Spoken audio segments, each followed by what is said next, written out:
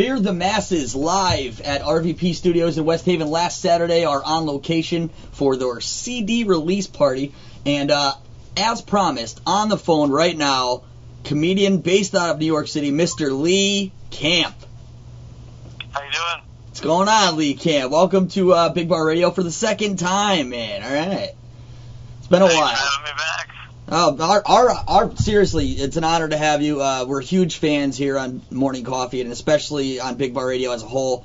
Thank you for allowing us to play Moment of Clarity on BigBar Radio. This is basically how we got to know you. It's been since July since we talked to you last, and seems to have been a very, very busy year for you. Yeah, once Occupy got kicking, it became busy really quick. So I've been running around the country, playing a bunch of Occupy sites, but also doing other things, putting out more videos, and putting out a book, Moment of Clarity book that just came out, and definitely pretty busy. Yeah. That's always a good. It's better to be busy than not busy. True. to say the least. We got Arshawn here and Jay Rizza as well with me.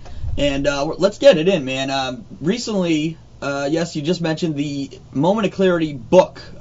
Explain how that came along, man. I'm really excited. I know you said you sent us a copy. We're waiting for it. We can't wait to get it in our hands.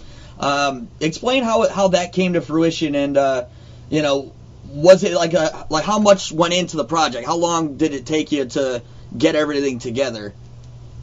Well, it came about just because when I was doing the Moment of Clarity videos and the audio that I guess your fans have been hearing, people started asking me for the transcripts, especially around the ones I did around Occupy. I wanted the transcripts to post and send to various people, and so I figured I should just do it in a book form rather than pieces here and there. So I just started putting them together. It's about 90 episodes, 90 transcripts, uncensored, of my Moment of Clarity, and then it was just a matter of putting them together, kind of giving them some flow, and then I also added in 20 never before seen photos from a professional photographer friend of mine, C.S. Muncie.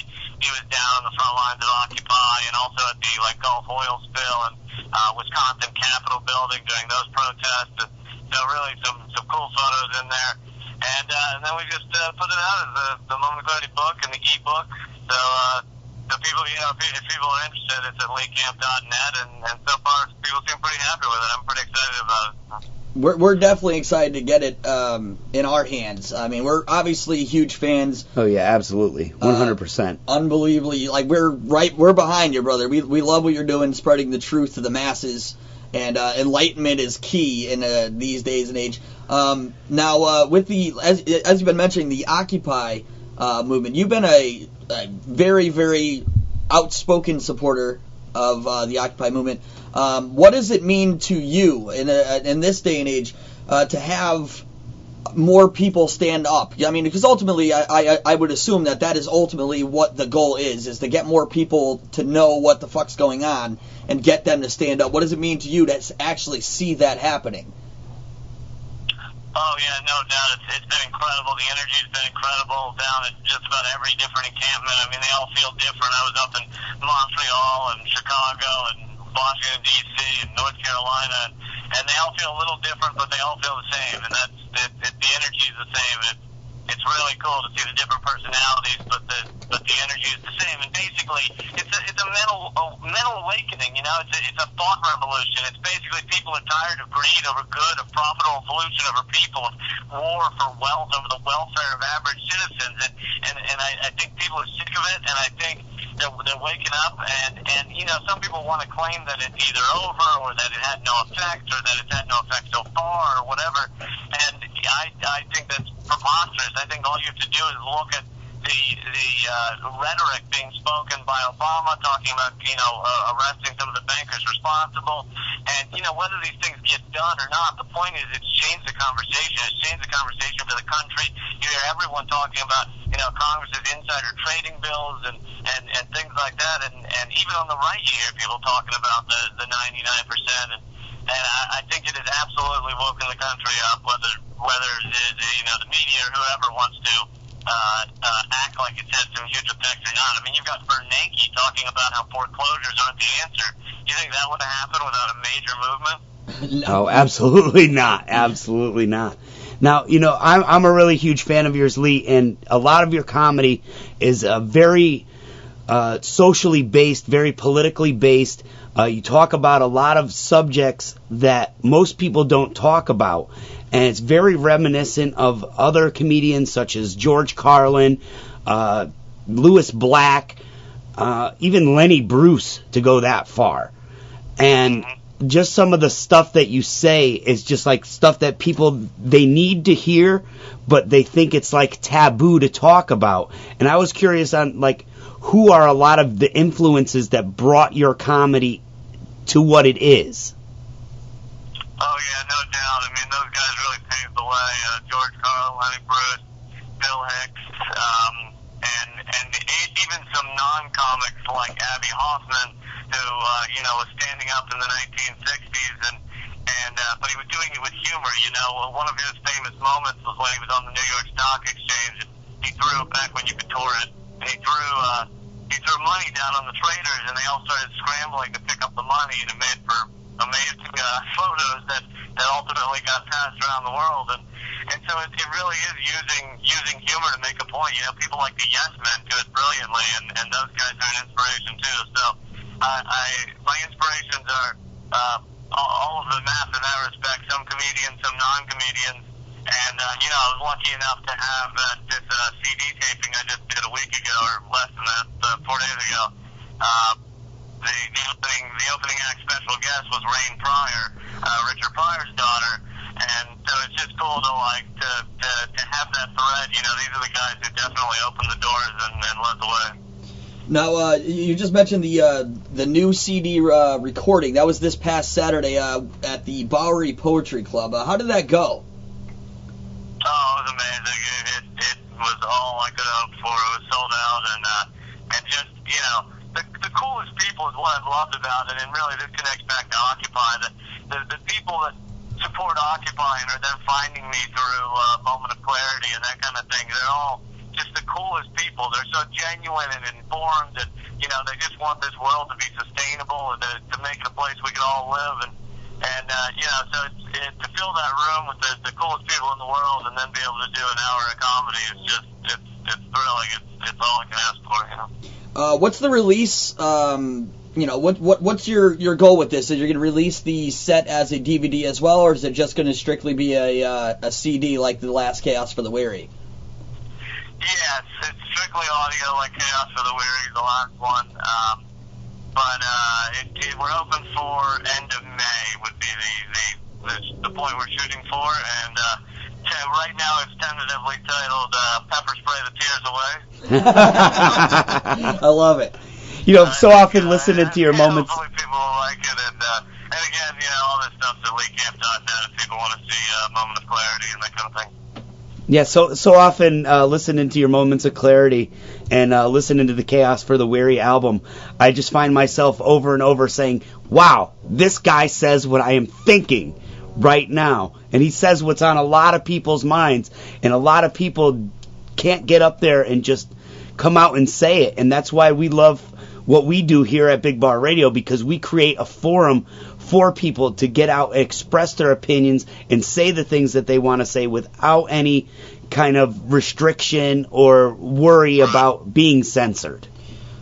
Now, oh yeah, no doubt, and getting the message out and saying it in different ways and voicing people's frustration.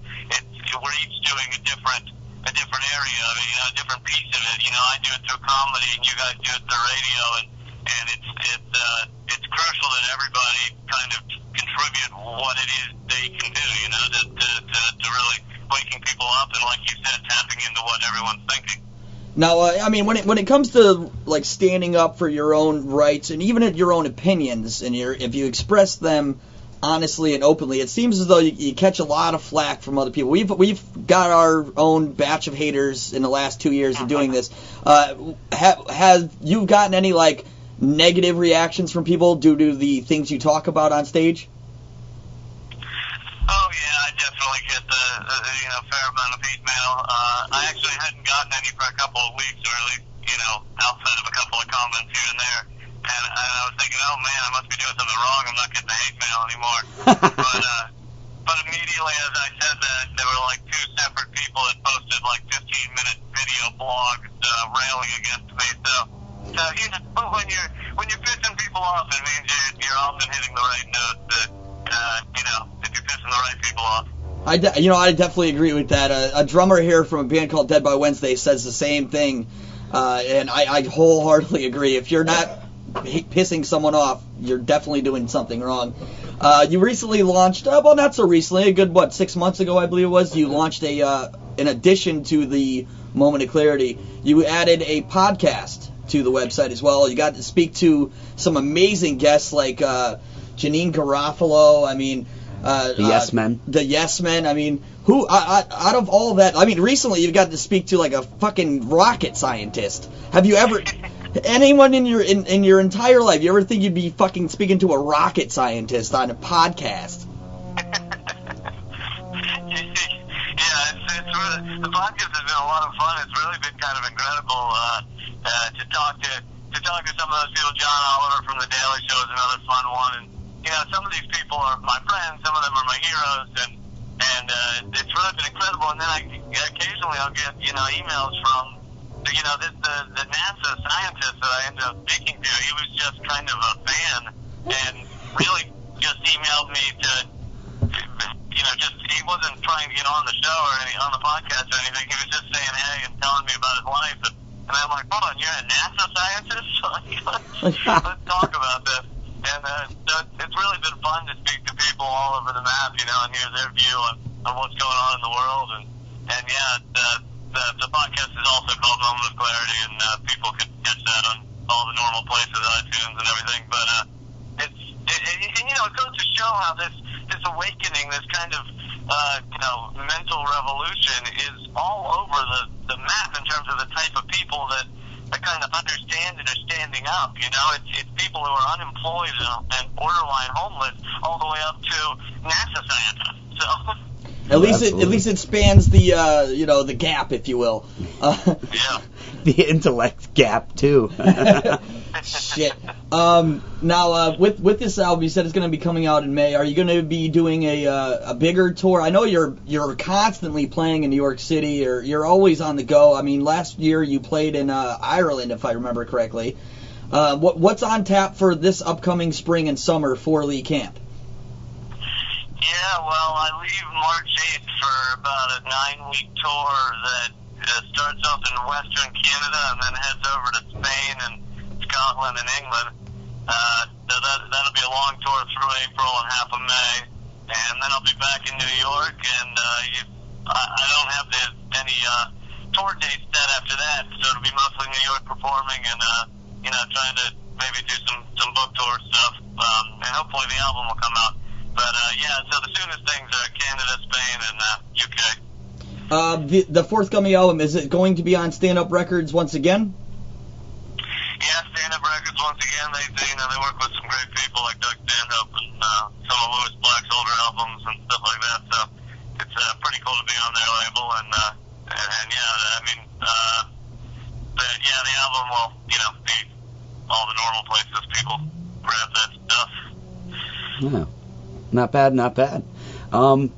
Any plans maybe coming to Connecticut to do something? I know, we gotta make something happen, totally. You know what, if I don't end up at some comedy club near you guys, we'll have to just set up our own thing in the theater somewhere and fucking do it. No, that would be awesome. I think it would be great if we could get you to MC a show or something like that. Yeah, that'd be amazing. Now, last time we spoke to you, you gave us an interesting story about Tracy Morgan, how he basically was, if I remember correctly, he was backstage at a TV taping, and he was just going off, and then he went out and did the same exact thing. Do you have any news stories from celebrities out there you might have met, some funny shit to share with us, or? That's a great question. 2 nights ago, the MC was doing a joke about serial rapists, and then introduced me with, speaking of serial rapists. that was nice of him. So that was definitely a difficult intro to follow. It was a nice stumbling block to throw in my way. Man. Oh boy. Lee Camp, thanks again for joining us here on Big Bar Radio. What's your next live event? Next live event, let me think.